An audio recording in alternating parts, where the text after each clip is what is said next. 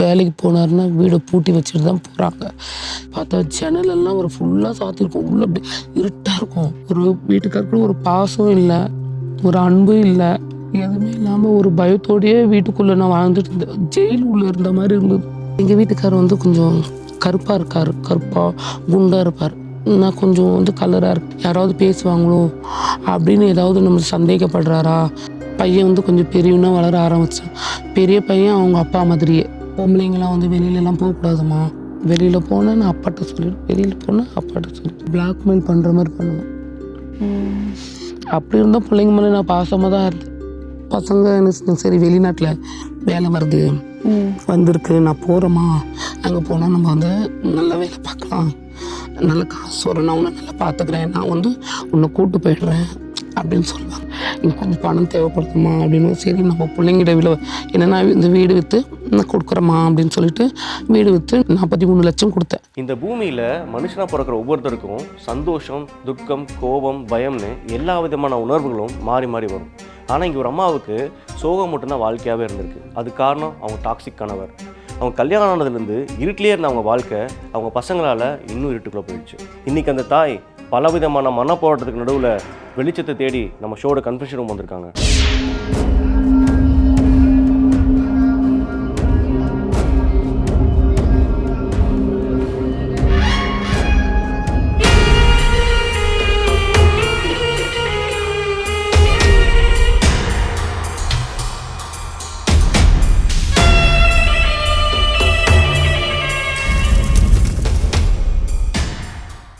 தன்னோட மனைவி தன்னோட அழகாக இருக்காங்க, கலராக இருக்காங்கிற ஒரே காரணத்துக்காக அவங்கள வீட்டுக்குள்ளே அடைச்சி வச்சு கொடுமைப்படுத்தியிருக்காரு அவங்க கணவர். வருஷங்கள் கடந்தாலும் காட்சிகள் மாறலை. அவங்க பசங்க வளர்ந்து வந்து அதே கொடுமையை தான் அவங்களுக்கு பண்ணியிருக்காங்க. அம்மா, அப்பா, அக்கா, தங்கச்சின்னு ரொம்பவே சந்தோஷமாக இருந்தவங்க வாழ்க்கை இப்படி மாறணும்னு அவங்க கொஞ்சம் கூட நினச்சி பார்த்துருக்க மாட்டாங்க. வணக்கம், சொல்லுங்க. வணக்கம் மேடம். என் பேர் எனக்கு வந்து 53 வயசு ஆகுது. எனக்கு 20 வயசுலேயே கல்யாணம் பண்ணிட்டாங்க. எனக்கு 2 அக்காங்க இருக்காங்க. அப்பா அவர் வந்து 2 அக்கா கல்யாணம் முடிஞ்சதும் அவருக்கும் உடம்பு சரியில்லாமல் கொஞ்ச நாளாக இறந்துட்டார். அதுக்கப்புறம் அம்மாவும் இறந்துட்டாங்க, அவங்களுக்கும் உடம்பு முடியாமல். இப்போ நான் மட்டும்தான் தனியாக இருக்கேன். அக்கா வந்து தனியாக இருக்குன்னு சொல்லி 20 வயசுலேயே கல்யாணம் முடிச்சு கொடுத்துட்டாங்க. அக்கா கல்யாணம் பண்ணி வச்சாங்க. கல்யாணம் முடிச்சு கொடுத்துட்டாங்க. எனக்கு எங்கள் வீட்டுக்கு கல்யாணம் ஆகி பக்கத்து ஊருக்கு வந்துட்டோம் மேடம். டவுன் அது. கல்யாணம் ஆகி அங்கே கூப்பிட்டு போயிட்டார். வேலைக்கு போனாருன்னா வீடை பூட்டி வச்சுட்டு தான் போகிறாங்க. எனக்கே தெரியல. அதுன்னு ஒரு நாள் 2 நாள் பார்த்தேன். சரி என்னடா இது, ஒரு நம்மளை உள்ளே வச்சுட்டு பூட்டிட்டு போகிறாங்களே. எனக்கு தனியாக இருக்கும். பார்த்தா ஜன்னலெல்லாம் ஒரு ஃபுல்லாக சாத்திருக்கும். உள்ளே அப்படி இருட்டாக இருக்கும். ஒரு வெளிச்சம் கிடையாது, எதுவுமே கிடையாது. வெளியில் ஒரு சவுண்டு கேட்டால் கூட நமக்கு ஒரு மாதிரி பயம் வரும். இருட்டில் எப்படியெல்லாம் உட்கார்ந்து இருப்பேன். பயம். என்ன பண்ணுறது, ஏது பண்ணுறது, இப்படி இருட்டுக்குள்ளே இப்படி உட்கார்ந்துருக்கோமே. எங்கள் அக்காங்க மேலேயே எனக்கும் நம்ம கல்யாணம் நம்ம பண்ண சொன்னோமா, எதுக்கு பண்ணி வச்சு நம்மளே எதுக்கு இந்த மாதிரி இதில் தள்ளி விட்டாங்க, இந்த மாதிரி வாழ்க்கையை நமக்கு எதுக்கு ஆரம்பித்து கொடுத்தாங்க அப்படின்னு எனக்கு தோணும். ஒரு வீட்டுக்காருக்கு ஒரு பாசம் இல்லை, எதுவுமே இல்லை, ஒரு அன்பு இல்லை, எதுவுமே இல்லாமல் ஒரு பயத்தோடையே வீட்டுக்குள்ளே நான் வாழ்ந்துட்டு இருந்தேன். ஜெயில் உள்ளே இருந்த மாதிரி இருந்தது. இவங்க வருவாங்க, காலையில் போவாங்க, பூட்டிகிட்டு போயிடுவார். நைட்டு எத்தனை மணிக்கு வருவாரோ அத்தனை மணிக்கு தான். அவர் கதவை திறந்தாலே முகத்தை பார்த்தாலே அப்படி அவ்வளோ பயம் இருக்கும் எனக்கு. ஏன்னா வீட்டை உள்ளே வச்சு பூட்டிட்டு போகிறாரா, இது எதுக்கு பூட்டுறாருன்னு தெரியல வர எனக்கு. டெய்லி உள்ளே உட்காந்துருப்பேன். அப்படி தனியாக உட்காந்து எனக்கு ரொம்ப அழுவையாக இருக்கும், யோசனையாக இருக்கும், பயமாக இருக்கும். என்ன பண்ணுறது, ஏது பண்ணுறது, எப்படி கேட்குறது, இவ்வளோ இருட்டாக இருக்கும். ஒரு வெளிச்சம் இல்லை. வெளியில் ஏதாவது சத்தங்கிட்டாலும் என்ன நடக்குதுன்னு கூட தெரியல. எப்படி நம்ம வெளியே போய் பார்க்கறது, கொள்வது, இவர் இந்த மாதிரி பண்ணுறாங்க, எதனால பண்ணுறாங்க அப்படின்னு சொல்கிறது இப்படியே யோசிப்பேன். எதுக்கு இவங்க பூட்டி போடுறாங்க, நம்ம என்ன பண்ணோம், ஒருவேளை நம்மளை பிடிக்கலையா, ஒருவேளை எங்கள் வீட்டுக்காரர் வந்து கொஞ்சம் கருப்பாக இருக்கார், கருப்பாக குண்டாக இருப்பார், நான் கொஞ்சம் வந்து கலராக இருக்கு. ஒருவேளை யாராவது பேசிடுவோமோ, வெளியே வந்துடுவோமோ, யாராவது பேசுவாங்களோ அப்படின்னு ஏதாவது நம்ம சந்தேகப்படுறாரா அப்படின்னு சொல்லிட்டு எனக்கு அது நிறைய மைண்டில் ஓடும். எதுக்கு இப்படி புதுசாக தான் கல்யாணம் ஆகி வந்தேன், ஹஸ்பண்ட் அண்ட் ஒய்ஃப் ஒரு சந்தோஷமாக ஒரு இதுவாக இருப்பாங்க. எந்த ஒரு இதுவுமே இல்லை. அவர் பூட்டிட்டு போகிறாரு. வரும்போதே அவர் பயம் முகத்தோடு தான் நான் பார்க்குறதா இருக்குது. கோவமாவே தான் இருப்பாங்களா? வருவாங்க, கதவு திறப்பாங்க, அவங்களும் சமைக்கிறது கூடுறது எல்லாமே அதெல்லாம் சாப்பிடுவோம். ஆனால் என்னால் பேசவே முடியாது, அவ்வளோ பயம். அவர் ஃபேஸை பார்த்தாலே ரொம்ப அவ்வளோ பயமாக இருக்கும். சரி, எனக்கே தோணும் இப்போ கேட்கலாமா இல்லை இப்போ கேட்கலாமா, இப்போ சாப்பிடும்போது கேட்கலாமா அப்படின்னு சொல்லிட்டு. அப்போ கூட எனக்கு பயமாக இருக்கும் பேசுறது. உங்ககிட்ட பாசமாக பேசினதே இல்லையா? பாசமாக பேசவே மாட்டார். வருவாங்க, காலையில் வருவாங்க, என்ன சாப்பிட்றணும் சாப்பிடுவாங்க, சமைக்கிறது சாப்பிடுவாங்க. காலையில் எழுந்து பூட்டிட்டு போயிட்டே இருப்பாங்க அவங்க. அவ்வளோ பயமாக இருக்கும் எனக்கு பார்க்குறதுக்கு. சரி நம்ம கேட்கலாம் என்ன ஏதுன்னு சொல்லிட்டு கடவுள் மேலே பாரத்தை போட்டு என்னன்னு சொல்லியாச்சும் அவர்கிட்ட நம்மக்கிட்ட கேட்டணும், இன்றைக்கி வரட்டும் அப்படின்னு சொல்லிட்டு. சரி சாயந்தரம் வந்தாங்க, எதையும் பூட்டிட்டு போயிட்டு வந்தாங்க. நான் கேட்டேன், உங்களுக்கு என்னங்காச்சு, ஏன் இந்த மாதிரி பண்ணுறீங்க, என் மேலே சந்தேகமா உங்களுக்கு, ஏன் அப்படின்னு நம்பிக்கை இல்லையா என் மேலே, இப்படி வீடெல்லாம் இப்படி பூட்டிட்டு போகிறீங்களே, இப்படி சாத்திட்டு போகிறீங்களே அப்படின்னு சொல்லி கேட்டேன் நான். அவர் என்ன சொன்னார், என் மேலே எனக்கே நம்பிக்கை இல்லை. ஏன்னா பொண்ணு அழகாக பார்த்து கட்டிக்கிட்ட போகுது, யாரோட பார்வையும் பொண்ணு மேலே படக்கூடாது, அது கட்டிக்காகிறது தான் பெருசு அப்படின்னு சொன்னாங்க. சரி, அதனால உங்களை வெளியில் எங்கேயோ கூப்பிட்டே போக மாட்டாங்களா? வெளியில கூட எங்கேயுமே கூப்பிட்டு போக முடியாது. ஒரு கல்யாணம், ஒரு காது குத்தல், எதுக்குமே கூப்பிட்டு போக மாட்டாங்க. எல்லாத்துக்குமே அவங்களே தான் போயிட்டு வருவாங்க. வீட்டுக்குள்ளேயே தான் இருப்பேன், எதுக்கு கூப்பிட்டு போவாங்க. சரி கேட்டுட்டான் போன்னு அவர் இந்த மாதிரி விஷயம் சொன்னதுனால சரி ஓகே அப்படின்னு சொல்லிட்டு நான் எதுவுமே கேட்கல. சரி குழந்தைங்க பிறந்தா சரியாயிடும் அப்படின்னு சொல்லிட்டு நான் கொஞ்ச நாள் விட்டுட்டேன். அதுக்கப்புறம் குழந்தைங்களாம் பிறந்தாங்க. 21 வயசில் ஒரு பெரிய பையன் பிறந்தான், 23 வயசில் சின்ன பையன் பிறந்தான். சரி அவங்க வளர்ந்தா சரியாக போயிடும் அப்படின்னு சொல்லிட்டு கொஞ்சம் கொஞ்சம் வந்து அப்பவும் அவர் அப்படி தான் பண்ண ஆரம்பித்தார். குழந்தை பிறந்துட்டு பிறகு உங்களுக்கு அவங்க மேலே பயமாகவே தான் இருந்ததா? அப்போ கொஞ்சம் வளர்ந்ததுக்கப்புறம் சரி பக்கத்து வீட்டில் இருக்காங்க இல்லையா, பக்கத்து வீட்டுக்கெலாம் போகிறேன், இப்போ அவங்க லேடிஸ் வீட்டுலாம் பேச விடுவார். அப்படியே கொஞ்சம் கொஞ்சம் பேசிட்டோம். அப்புறம் கொஞ்சம் பசங்க வளர்ந்ததுக்கப்புறம் என்ன சொன்னாங்க, யாருன்னா பொம்பளைங்க வந்தால் ஹால் மட்டும்தான் வர விடுவாங்க. குழந்தை பிறந்தோடனே வீட்டை திறந்து வச்சுட்டு போயிட்டாங்களான்னு கேட்கலாம். தொற்கமண்டை பூட்டிட்டு தான் போவாங்க, கொஞ்சம் வளர்ந்தா சரியாக போயிடும் அப்படின்னா சரி கொஞ்சம் பொம்பளைங்க கிட்ட மட்டும் பேச விடுவார் பக்கத்தில், அதை மீறி போக முடியாது. ஹாலில் வந்து விடுவார். ஜென்ஸுங்க வந்தாங்கன்னா வீட்டுக்குள்ளேயே இருக்கணும் பசங்களை வச்சுன்னு, வீட்டுக்கு வெளியே விட மாட்டார். அப்படியே மீறி கேட்டாங்கன்னா இல்லை அவங்க வெளியில் போயிருக்காங்க அப்படின்னு சொல்லிடுவாங்க. சொல்லிட்டா சரி இப்படியே பண்ணுறாங்களே அப்படின்னு சொல்லி சரி கொஞ்சம் குழந்தைங்க கொஞ்சம் பெருசாக வளர்ந்தா சரியாக போயிடணும். பையன் வந்து கொஞ்சம் பெரியவனா வளர ஆரம்பித்தான். பெரிய பையன் அவங்க அப்பா மாதிரியே. அவங்க அப்பா என்ன சொல்கிறாரோ அதுதான் அவனுக்கு இப்போ அம்மா பொம்பளைங்களாம் வந்து வெளியிலலாம் போகக்கூடாதும்மா, வீட்டுக்குள்ளே தான் இருக்கணும், எங்கேயும் போகக்கூடாது அப்படின்னு. நீங்கள் அப்படியே மீறி நம்ம போய் பேசிட்டோம்னா அவங்க அப்பா வந்தால் சொல்லிவிடும், நீங்கள் பேசிங்கன்னா நான் அப்பாட்ட போய் சொல்லிவிடுவேன், வெளியில் போனால் நான் அப்பாட்ட சொல்லிவிடுவேன், வெளியில் போனால் அப்பாட்ட சொல்லிவிடுவேன். பிளாக்மெயில் பண்ணுற மாதிரி பண்ணுவேன். அப்படி இருந்தால் பிள்ளைங்க மேலே நான் பாசமாக தான் இருந்தேன். சரி கொஞ்ச நாள் ஆகட்டும், அப்படியே பசங்களும் கொஞ்சம் பெரியவனாகி வளர்ந்துட்டாங்க. வளர்ந்து இவரும் கொஞ்சம் அவனுங்களும் கொஞ்சம் வேலைக்கு போக ஆரம்பித்தாங்க, படிப்பிடிச்சு அப்படியே வேலைக்கு போக ஆரம்பிக்க எங்கள் வீட்டுக்காருக்கும் கொஞ்சம் உடம்பு சரியில்லாமல் ஆயிடுச்சு. உடம்பு சரியில்லாமல் இருந்து அவரும் ஹார்ட் அட்டாக் வந்து இறந்துட்டார்.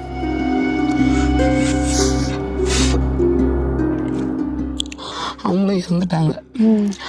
சரி பசங்க படித்து வேலைக்கு போகிற வச்சு தான் இறந்துட்டார். இவ்வளோ நடந்தும் பசங்க தான் முக்கியம், அவங்க நல்லா இருக்கணும்னு நினச்சி தான் இருந்த வீட்டை விற்று அவங்க வெளிநாட்டு வேலைக்கு போகிறது காசு கொடுத்துருக்காங்க.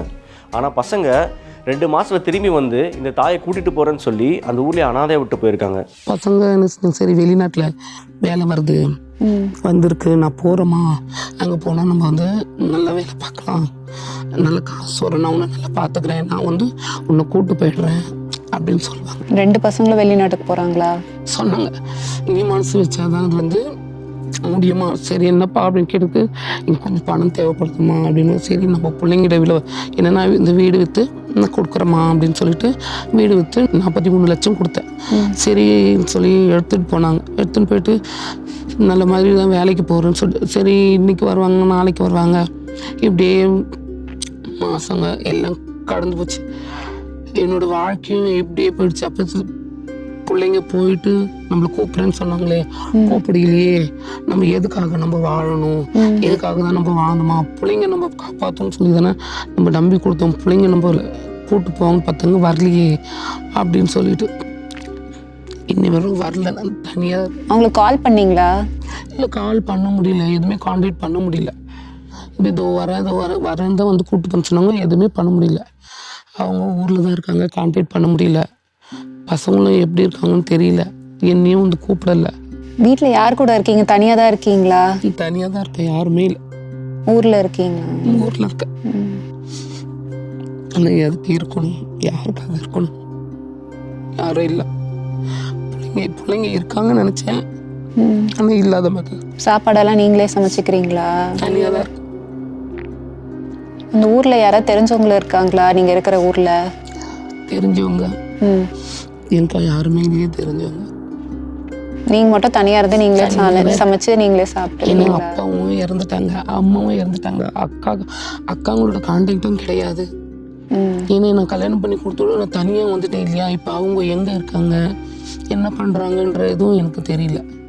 ஏன்னா என்னாலையும் கான்டாக்ட் பண்ண முடியல, அவங்களும் நான் என்ன எப்படி எந்த நிலைமையில இருக்குன்னு அவங்களுக்கும் தெரியாது எப்படி இருக்கேன்னு. யாரோட தயவு இல்லாமல் நான் மட்டும் தனியாக இருக்கேன் அந்த வீட்டில். நானே சமைச்சு நானே சாப்பிடணும். பிள்ளைங்க வருவாங்கன்னு சொல்லி காத்துட்டு இருக்கேன். நான் ஏதோ என்னால் முடிஞ்சதை வாங்கி வச்சு காலத்தை ஊட்டி சாப்பிட்டுன்னு இருக்கேன். சரி, பசங்க இப்படி பண்ணுறாங்க, நம்ம எதுக்கு பிள்ளைங்களே நம்மளை பார்க்காத போது வீட்டுக்காரனும் இல்லை, நம்ம தனியாக இருந்து என்ன பண்ணுறது, சரி நம்ம செத்தாவது போகலாம் அப்படின்னு சொன்னோன்னா எனக்கு அந்த சாகிறதுக்கான மனதைரியமும் இல்லை எனக்கு. அதுக்கும் பயமாக இருக்கு, எப்படி தைரியம் இல்லை. இப்போ என்னோட வாழ்க்கை இப்படி தானே, எதுக்கு நம்ம வாழறோம், எதுக்காக வாழணும், யாருக்காக வாழணும் அப்படின்றது எனக்கு என்ன பண்ணுறதுன்னு தெரியல. அப்படிலாம் இருந்து என் பிள்ளைங்களுக்கு நான் பாசத்தையும் அன்பும் கொட்டி அவங்கள செல்லமாக வளர்த்து, நம்ம பிள்ளைங்க புருஷன் இல்லைன்னா என்ன, நம்ம பிள்ளைங்க நம்மளை பார்த்துக்கும், இன்றைக்கி கஷ்டப்படணும்னா நாளைக்கு நம்ம பிள்ளைங்க நம்மளை நல்லா வச்சுக்கும் அப்படின்ற ஒரு நம்பிக்கையில் தான் நான் இருந்தேன். என் பசங்களையும் நான் வளர்த்தேன்.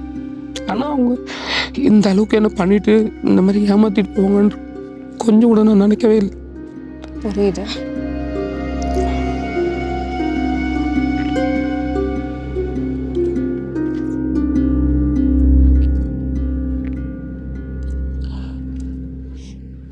இப்போ என்ன பண்ணுறதுனே தெரியாமல் இருக்கீங்களா?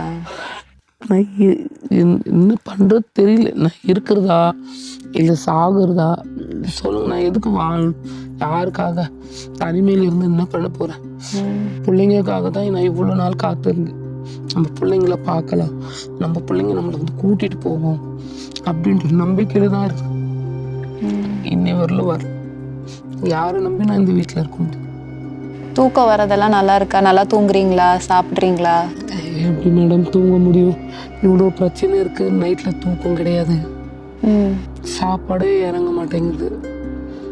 கையில் பணம் இருந்தாலும் எல்லாமே இருந்தாலும் ஒரு வேளை சாப்பிட்டாலும் 2 வேளை பட்டினி இருக்கு. எதையுமே பண்ண இன்ட்ரெஸ்ட் இல்லை.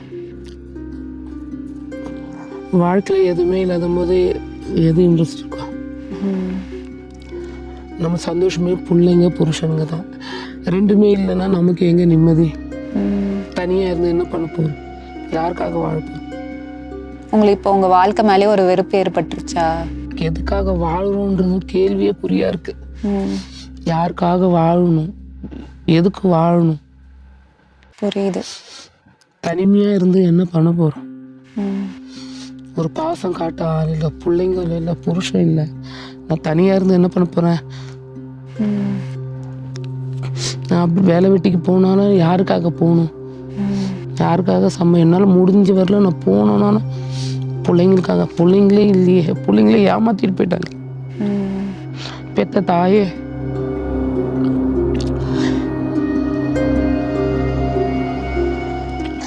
இதை விட கொடுமை யாருக்கு வரும்? டாக்ஸிக் கணவர்கிட்ட தப்பிச்சு பசங்கிட்ட மாட்டிக்கிட்ட அந்த தாயை பற்றி அந்த பசங்க கொஞ்சம் கூட யோசிச்சு பார்க்கவே இல்லை. தான் எதுக்கு உயிரோடு இருக்கணும் அப்படின்னு கேட்குற அந்த தாயோட குரல் இப்போ வரைக்கும் அந்த பசங்களுக்கு கேட்கவே இல்லை. ஹஸ்பண்டோட சப்போர்ட் இல்லாமல் பசங்களை வளர்த்துருக்கீங்க. உங்கள் பசங்க, உங்கள் ஹஸ்பண்ட், அதை தாண்டி உங்களுக்கு ஒரு வாழ்க்கை இருக்குல்ல, உங்களை நீங்கள் பார்த்துக்கணும், உங்களை நீங்கள் சந்தோஷமாக வச்சுக்கணும். கண்டிப்பாக எல்லாருக்கும் இருக்கிற ஆசை தானே மேடம். ஆமா, சின்ன வயசுலயே கல்யாணம் பண்ணிட்டீங்க, உங்களுக்காக வாழ உங்களுக்கு டைமே இருந்திருக்காதுல்ல. எனக்கு கல்யாணம் ஆக வேண்டிய வயசே இல்லை. அந்த வயசுல நான் கல்யாணம் பண்ணேன். 2 குழந்தைங்க பற்றி அப்பா அம்மா எனக்கு காட்ட வேண்டிய பாசத்தை நான் ஏன் பிள்ளைங்க காட்டு.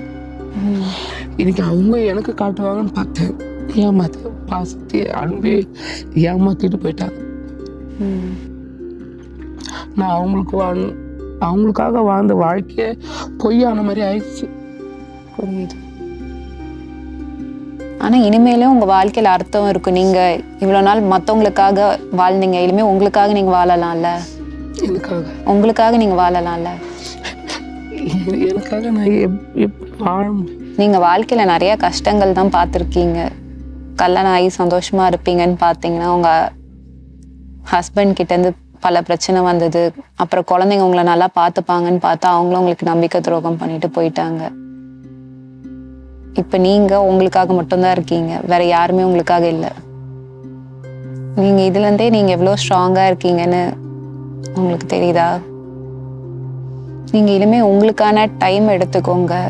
கஷ்டப்படக்கூடாதுன்னு சொல்லல, உங்களுக்கு கஷ்டமா இருந்தாலும் உங்களுக்காக சின்ன சின்ன விஷயங்கள் செய்ய பாருங்க.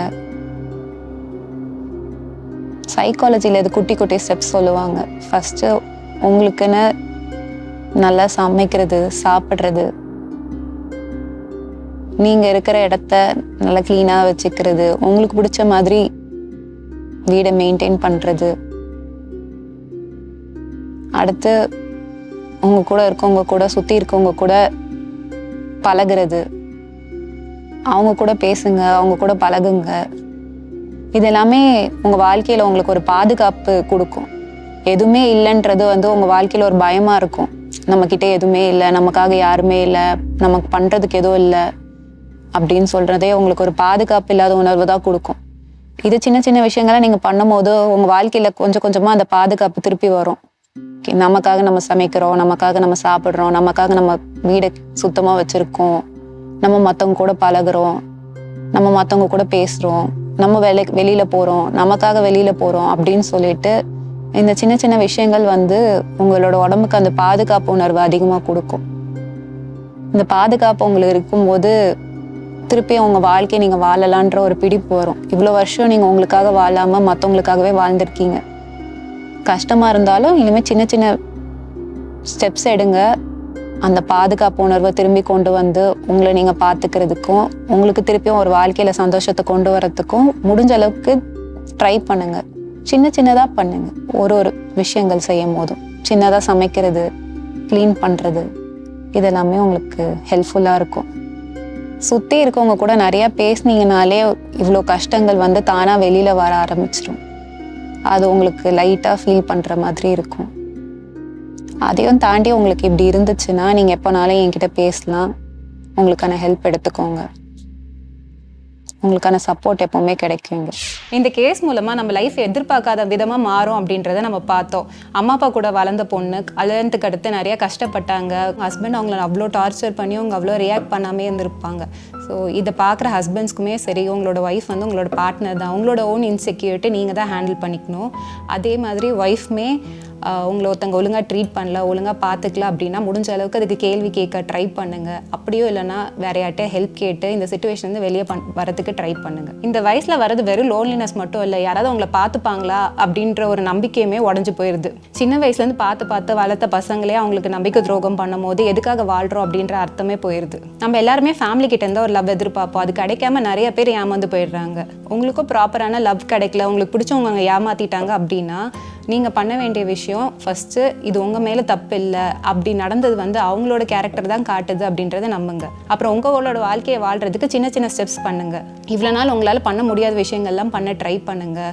உங்கள் கூட இருக்கிற நெய்பர்ஸ் கிட்ட பேசுங்க, புது ஃப்ரெண்ட்ஸ் க்ரியேட் பண்ணலாம். அதே மாதிரி இதுக்கு முன்னாடி உங்களுக்கு பிடிச்ச விஷயம் நிறையா இருந்திருக்கும், ஆனால் உங்களுக்கு பண்ணுறதுக்கு டைம் இருந்திருக்காது. இப்போ உங்களுக்கு என்னெல்லாம் பிடிக்கும் அப்படின்றது தேடி கண்டுபிடிச்சி பண்ணுங்கள். உங்களுக்கான லெட்டர்ஸ் நீங்களே எழுதலாம்.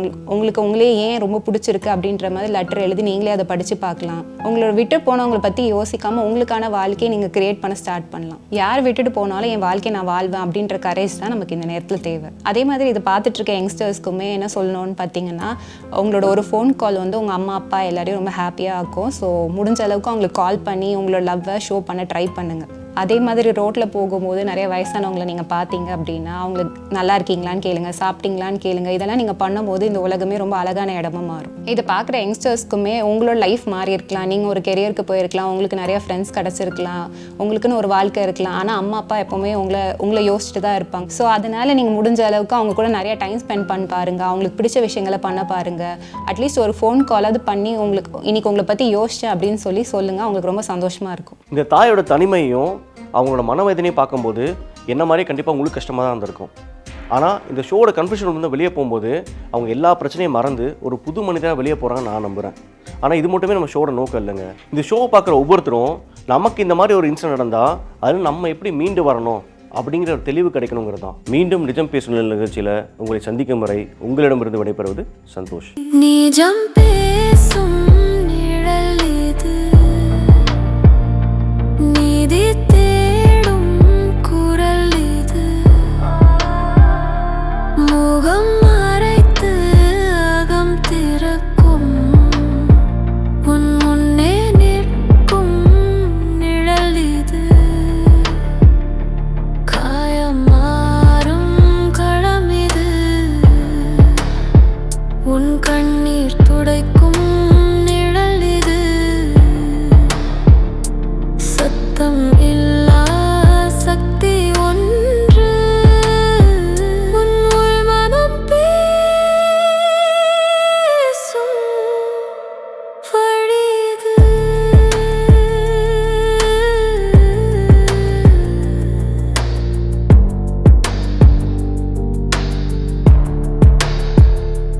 அன்று உன்னை மிரட்டிய கைகள் இன்று அருகில் கூட இல்லை, உன் அடையாளம் மறைக்கும் இருள், உன் உண்மைக்கு காவல் கல்லடி, பயம் என்பது சங்கிலிதான், கைவிடு என்று கூப்பிடுது உள்ளம், படிப்படியா மூச்சு வாங்க இருட்டிலே தானே பிறக்கும் காலை, நிஜம் பேசும்